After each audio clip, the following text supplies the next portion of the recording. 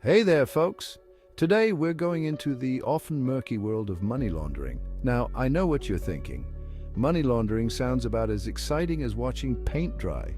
But trust me, this stuff is way more interesting and illegal than it sounds. In the simplest terms, money laundering is like giving dirty money a bubble bath, trying to make it look all squeaky clean. Money laundering is the conversion or transfer of property, knowing it is derived from a criminal offense for the purpose of concealing or disguising its illicit origin, or of assisting any person who is involved in the commission of the crime to evade the legal consequences of his or her actions. Criminals, they're like raccoons in a trash fire. Their paws are always getting dirty with money from illegal activities. We're talking about everything from drug trafficking to human trafficking, illegal arms sales and other activities related to organized crime, embezzlement, insider trading, bribery and computer fraud schemes, you name it. But here's the thing. Criminals, they want to spend their ill-gotten gains. The problem is they can't just go into a Ferrari dealership with a big bag full of cash and expect to drive off with a new car. Well, maybe they could, but it would raise a lot of eyebrows. And nobody wants that kind of attention, right? That's where money laundering comes in. It's all about taking those dirty dollars and making them look like they were earned through legitimate means. Think of it like a financial magic trick, except instead of pulling a rabbit out of a hat, you're pulling clean cash out of a pile of dirty laundry. Now, like any good magic trick, money laundering involves a bit of sleight of hand. It usually happens in 3 stages: placement, layering, and integration. Think of it like a 3-course meal for criminals who are really bad at hiding their table manners. First up, we've got placement, which is like the appetizer of the money laundering world. This stage is all about getting those dirty dollars into the legitimate financial system. You see, criminals, they've got a bit of a cash flow problem.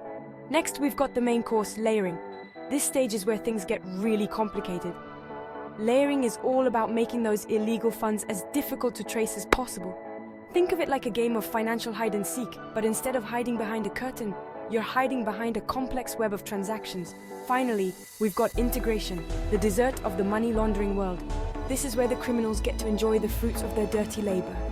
Except instead of a delicious slice of pie, they're enjoying a shiny new sports car or a luxurious penthouse apartment.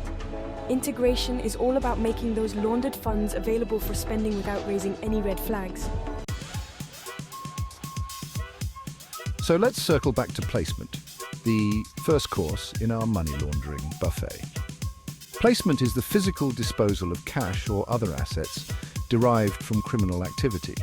During this phase, the money launderer introduces the illicit proceeds into the financial system.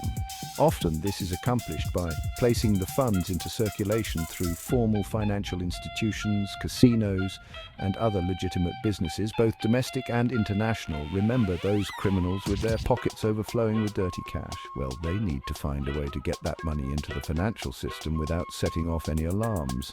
Think of it like trying to sneak a giant inflatable pool toy past a grumpy lifeguard. One classic technique is called smurfing. Now, it's not about those little blue cartoon creatures. Smurfing involves dividing large sums of cash into smaller, less conspicuous amounts and then depositing them into multiple bank accounts, often using different banks or even different countries. It's like trying to hide a whole pepperoni pizza in your pockets. You've got to break it down into smaller, more manageable pieces. Another popular method is currency smuggling. Cross-border, physical movement of cash or monetary instruments, and foreign exchange method. This involved the purchasing of foreign exchange with illegal funds. Of course, there are plenty of other ways to get dirty money into the system, from using casinos and online gambling platforms to repayment of legitimate loans using laundered cash. It's a bit like a game of whack-a-mole. As soon as authorities shut down one method, another one pops up. Stage 2, layering, covering your tracks. Layering is the separation of illicit proceeds from their source by layers of financial transactions intended to conceal the origin of the proceeds. The second stage involves converting the proceeds of the crime into another form and creating complex layers of financial transactions to obscure the source and ownership of funds. Now, once those dirty dollars are safely nestled in the financial system, it's time for stage 2 layering. This is where criminals really get creative, using a dizzying array of transactions to make their money trail disappear. One common layering technique is to move the money through multiple accounts, often in different countries with lax financial regulations. It's like playing a global game of hot potato, but instead of a potato, you're converting the cash placed into monetary instruments. Another popular method is to use shell companies to obscure the ultimate beneficial owner and assets. It's like trying to follow a trail of breadcrumbs after a flock of pigeons has gotten to them. Reselling high-value goods and prepaid access or stored value products, also investing in real estate and other legitimate businesses. The goal of layering is to create a financial web so complex that only the eagle-eyed investigator would follow the money trail. It's like trying to find a needle in a haystack, except the haystack is on fire and the needle is also on fire, and everyone's wearing those funny hats that clowns wear. Stage 3. Integration, enjoying the clean money. Okay, folks, we're finally at the dessert course: integration. Integration is supplying apparent legitimacy to illicit wealth through the re-entry of the funds into the economy in what appears to be normal business or personal transactions. This is where the criminals get to finally enjoy their clean money, spending it on all sorts of lavish goodies without arousing suspicion. It's like finally getting to eat that delicious-looking cake after you've spent the last hour staring at it through a bakery window.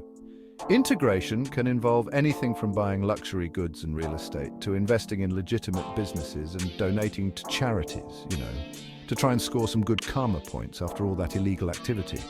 It's like trying to blend in at a fancy cocktail party when you're secretly wearing sweatpants under your tuxedo.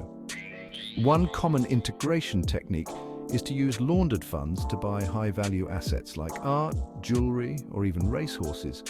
These assets can then be resold, with the proceeds looking like legitimate income.